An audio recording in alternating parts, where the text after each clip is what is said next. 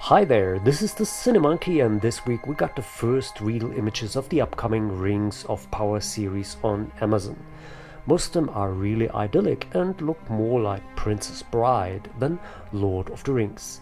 But there is two pictures that have spawned a huge discussion. First is this. A young Galadriel wearing heavy armor and a big sword doing the old cool guys don't look at explosions thing. Well, there's nothing wrong at all with women with swords and armor. In fact, they're pretty cool, but in the case of Galadriel, this just feels so wrong. Cause Tolkien describes her as being so powerful that she can destroy an entire fortress with just a few words. Ad Havasina, Luna la illa equatare.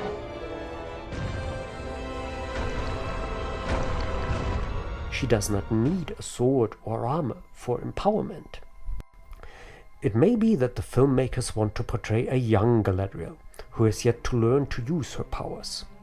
But this feels a bit weird because at the beginning of the Second Age, she is already 5,000 years old, and that is, even for an immortal elf, quite a lot of life experience.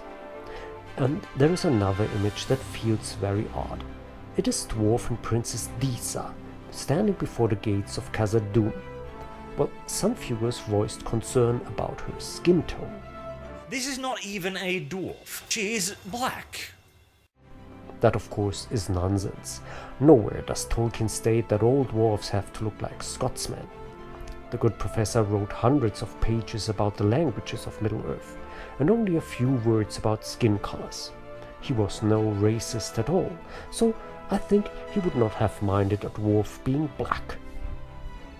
But then there's the thing with the beard.